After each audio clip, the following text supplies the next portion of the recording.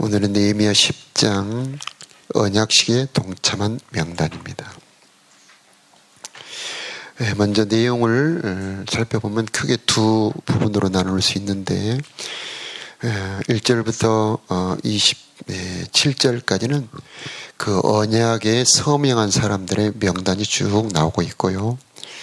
그 다음에 28절 이하에서 끝까지는 그 지키겠다는 그 언약의 내용, 지키겠다는 언약의 내용이 쭉 나오고 있습니다. 먼저 이 느헤미야에서 이 10장의 위치를 살펴보면은 성전은 에스라가 건축했고 이제 성벽과 성문을 달고 난 이후에 8장에서는 말씀의 은혜를 주십니다. 그래서 말씀을 듣고 울고 기뻐하고 9장에는 그 들은 말씀을 가지고 기도하는 기도가 됩니다. 그래서 말씀의 은혜, 기도의 은혜가 있고 난 이후에 이제 그 기도의 결과, 회개의 결과가 결심으로 언약으로 맺어지는 흐름을 보여주고 있습니다. 그래서 우리는 말씀의 은혜가 기도가 되어야 되겠다. 8장에도 보면은 8장은 중요한 장이죠. 영원히 기억해야 될 그런 장인데 말씀을 읽어줄 때, 말씀을 설명해 줄 때 울었다. 말씀, 그런데 운데 말씀이 그들의 마음을 기쁘게 했다. 그래서 말씀이 깨달음이 되었을 때 그들은 애통하면서도 기뻐했다. 그 애통이 9장의 기도로 바뀌게 됩니다.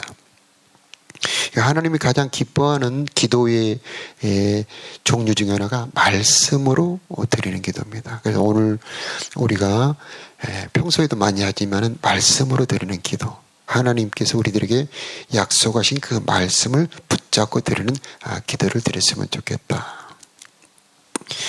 그래서 우리가 9장을 어제도 보았습니다만은 하나님의 은혜에 대한 고백을 했었고 언약을 지키지 못한 데 대해서 진심으로 아파하며 애통하며 회개의 기도를 드립니다.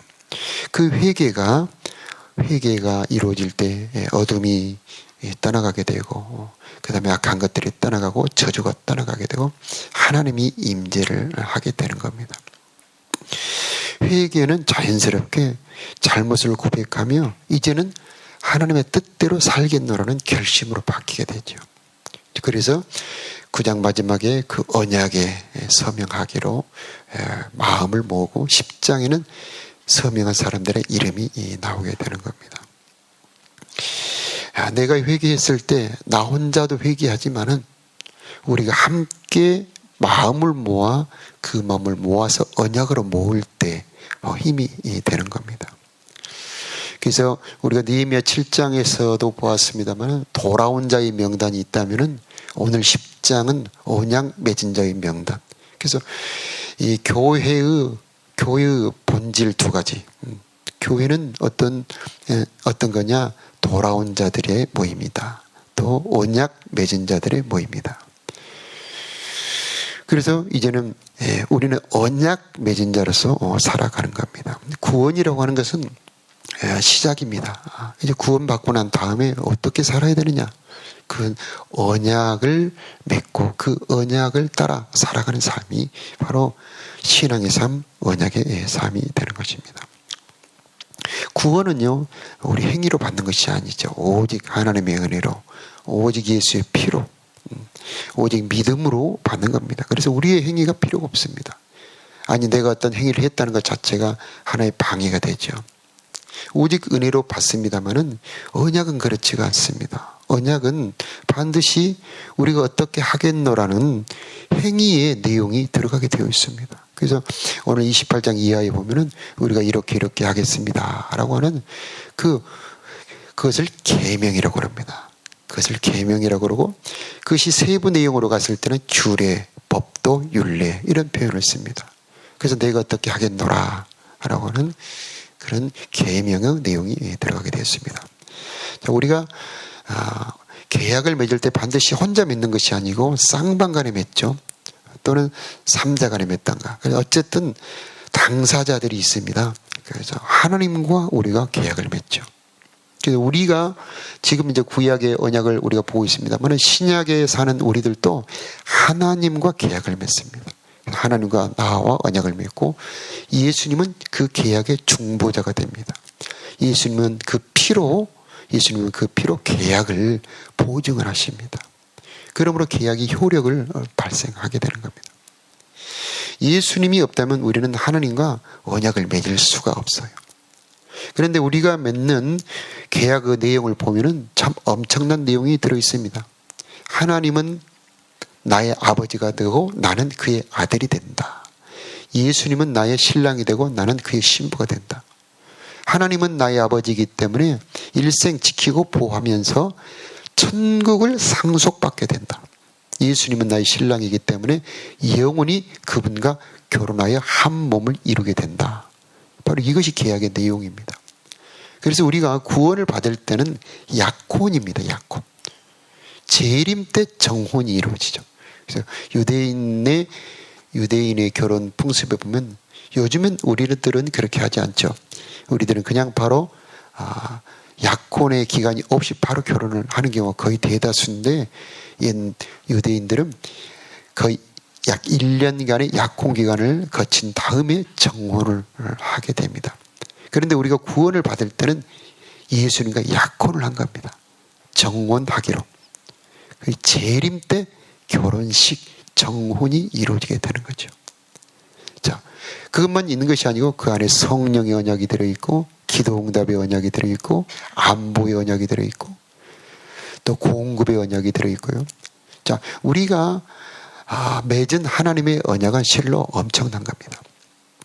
그래서 이것을 우리가 쌍방간에 맺은 계약이기 때문에 동등하다고 생각하지만 사실은 하나님께서 일방적으로 퍼부어주는 그런 언약이 새 언약입니다. 그런데 자, 계약의 특징상 우리도 지켜야 될 부분이 있는 겁니다. 하나님을 사랑하겠노라. 그래서 그것을 잘 드러내고 있는 부분이 산상보훈입니다. 산상보훈. 그래서 우리가 어떻게 살아야 한다는 내용을 이렇게 말씀을 하고 있죠. 자, 산상보훈의 내용을 지키기가 쉽지가 않죠. 자, 새 언약의 중요한 내용 중에 하나가 뭐냐면 그 지킬 수 있는 힘도 하나님이 주신다는 계약이에요. 그게 바로 성령이에요. 우리 스스로 우리 인간의 힘으로는 하나님과 맺은 새 언약을 지킬 수가 없습니다. 그런데 하나님께서 지키게 해 주시겠다는 겁니다. 지켜라가 아니에요. 지키게 해 주시겠다.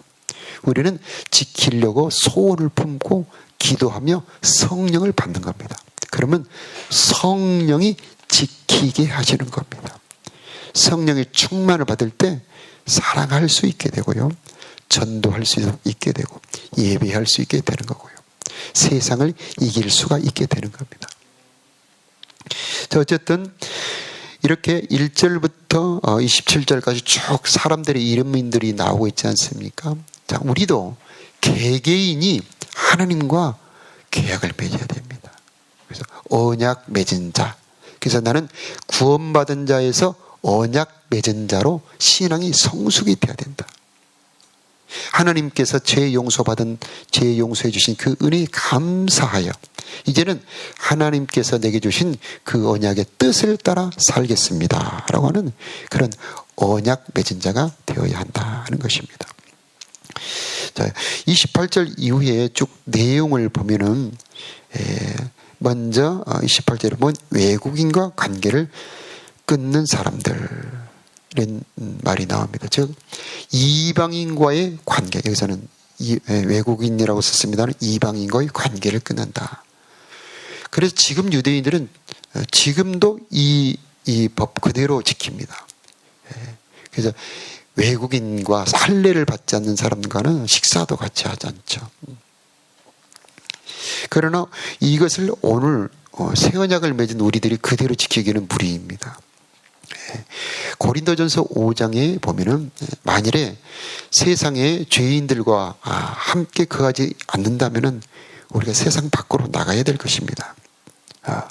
그렇게 말씀하고 있어요. 우리는 세상의 많은 죄인들 또 믿지 않는 사람들과 어울려 살아갈 수밖에 없습니다. 그래서 외국인과 즉 이방인과 관계를 절교하며 산다는 것은 우리가 지킬 수가 없고 그 정신을 받아야 된다. 그 말은 우리가 죄에 물들지 않아야 된다 하는 그런 뜻입니다.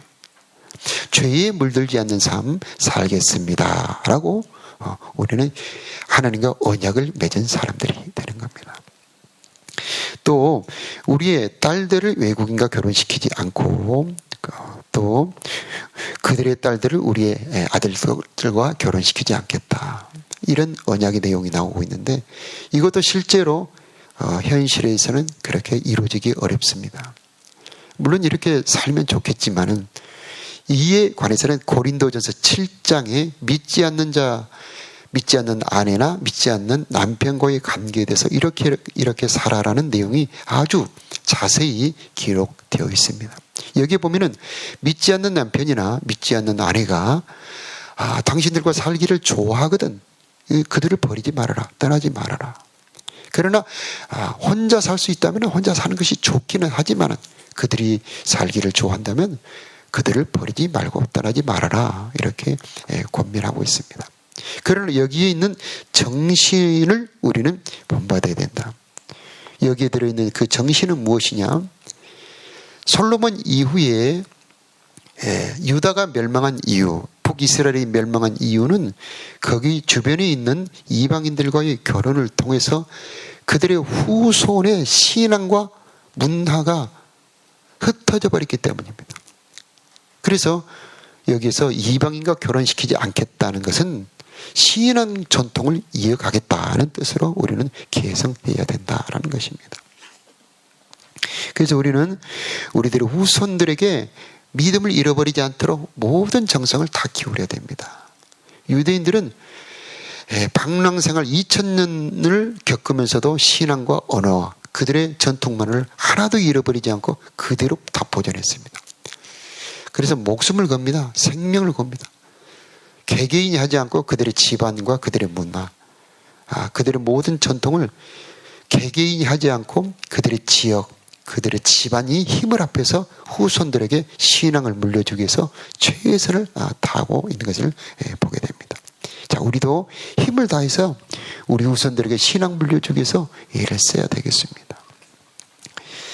32절은 오늘 우리가 중요한 말씀 봉독했습니다만은 한번 중요한 말씀이기 때문에 한 번 더 봉독하겠습니다. 시작. 우리는 계명을 지키겠습니다. 우리는 우리 하나님의 성전에서 드리는 예배를 위해 돈을 충분히 내겠습니다. 우리는 해마다 각기 3분의 1세겔씩 바치겠습니다. 아멘. 자, 이런 쭉 내용은 마지막 절을 한번 보고 마지막 절이 이 내용을 요약하고 있기 때문에 39절 말씀을 우리가 다 같이 합독하겠습니다. 이스라엘 시작. 이스라엘 백성과 레위 사람은 창고에 예물을 가져와야 합니다. 예물로 가져올 것은 곡식과 새 포도주와 기름입니다. 성전에 바친 물건은 창고에 넣어둬야 하는데 그것은 하나님을 섬기는 제사장과 문지기와 노래하는 사람이 있는 곳입니다. 우리는 하나님의 성전을 돌보는 일지 않는 채 내버려 두지 않겠습니다. 아멘. 여기서 보면 우리는 하나님의 성전을 돌보지 않는 채 내버려 두지 않겠습니다. 개정개혁에는 하나님의 성전을 버리지 않겠습니다. 이렇게 기록하고 있습니다. 여기서 성전을 버리지 않겠다. 이것은 하나님을 존중히 여기는 성전 중심의 신앙입니다. 자, 유다의 멸망 원인 중에 바로 성전을 방치한 것. 특히 므낫세, 아하스. 그래서 이방의 우상을 성전에 드러놉니다. 하나님이 경노하시죠. 진노하시죠. 에스겔서에 보면은 하나님의 영이 그 성전을 떠나버립니다. 그리고 얼마 후에 유다와 예루살렘은 완전히 멸망을 당하죠. 구약에 보면은 반세겔을 세금을 내서 성전에 봉사하도록 구약에 레위기에 명령을 하고 있죠. 네. 그래서 그 세금을 내라고 하는 이유는 너희 중에 언역이 유행하지 않도록 하기 위해서 반드시 성전을 돌보도록 하여라 라고 말씀합니다. 성전이 퇴락되었을 때, 성전이 무너지고 부서졌을 때에 그 백성 중에 언역이 올 수 있다는 겁니다. 다시 말하면 성전은 잘못된 나쁜 것을 막는 방패와도 같은 것이고, 성전은 하나님의 축복의 통로가 되는 것입니다. 교회는 만물을 충만케 하는 자의 충만이라고 말씀을 하고 있습니다. 그래서 성전의 복은 우리가 성전을 섬기고 돌봄으로 오게 되는 것입니다. 그런데 성전을 방치하고 성전을 더럽히고 성전의 우상을 드러냈을 때 하나님은 진노하시고, 도리어 하나님의 복은 오지 않고 진노가 오게 되는 거죠. 그래서 성전을 소중히 여기는 신앙 가져야 되겠다. 하나님의 예배를 소중히 여기는 시간을 가져야 되겠다. 그래서 예배를 위해 예물을 충분히 냅니다. 그래서 3분의 1 세겔씩을 내면서 어떻게 쓰라는 내용이 쭉 나오고 있습니다. 예배를 위해서.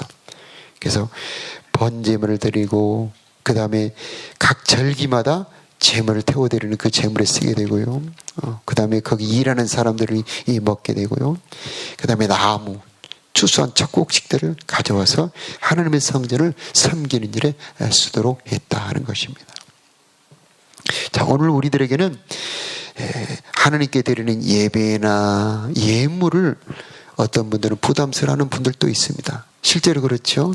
내가 생활도 어려운 데에 내가 참 예물이나 헌금 드리기가 어렵다는 분들도 있죠. 그러나 우리가 실상을 알고 나면 그 반대인 것을 알게 됩니다. 우리가 드리는 예물과 우리가 드리는 성전의 모든 봉사는 내 삶의 하늘의 복으로 임재하는 것입니다. 이 비밀을 알 때에 우리는 하나님의 성전을 소중히 여기고 더욱 봉사할 수 있게 되는 것입니다. 또 한 가지는, 이 성전이라고 하는 것은 신약에 있어서는요, 예수님을 말합니다. 예수님. 그래서 이 성전을 헐라 내가 사흘 만에 다시 일으키리라 하셨으니 이는 성전된 자기 육체를 말합니다 라고 말씀하죠. 참된 성전은 예수님이죠. 그래서 예수님을 통해서 우리는 모든 만복을 받게 되는 것입니다. 그래서 구약의 이 느헤미야 시대에 성전을 소중히 여겼던 그들의 신앙은 오늘 우리들에게는 예수님을 사랑하는 신앙으로 계승이 되어야 된다라고 하는 것입니다. 예수님을 소중히 여기고 예수님을 사랑하는 자들은 모든 은혜를 받게 되어 있습니다. 예수님 우리를 사랑하셨던 것처럼 우리도 예수님을 사랑하는 신앙을 가지라고 말씀을 하고 있는 것입니다. 주님을 사랑하는 신앙 갖기를 주님의 이름으로 축복합니다. 그리고 또 우리의 몸 자체가 성전입니다. 우리의 몸 자체가 성전. 그러면 우리는 어떻게 우리들의 몸을 관리해야 될까요? 성전을 더럽히지 말아라. 즉 죄로 우리의 육체를 더럽히지 말라는 말이죠.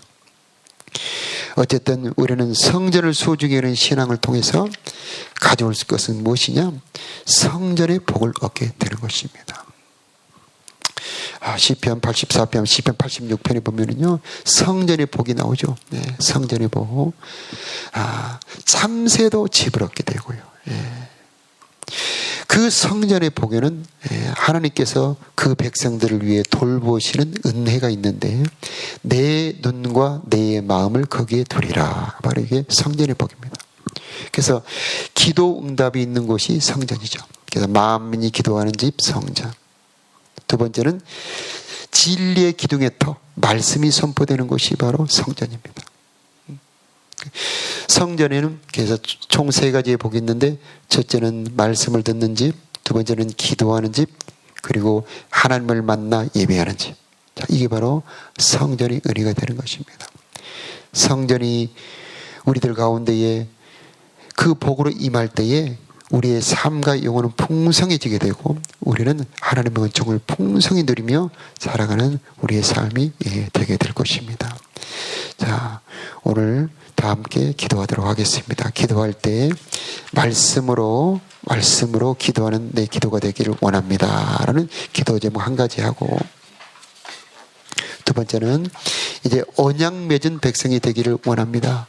하나님, 내가 성경에 기록된 언약의 말씀을 붙잡고 기도하는 내가 되게 하여 주옵소서. 그렇게 기도하는 오늘 새벽 기도가 되었으면 좋겠습니다. 다 같이 기도하겠습니다.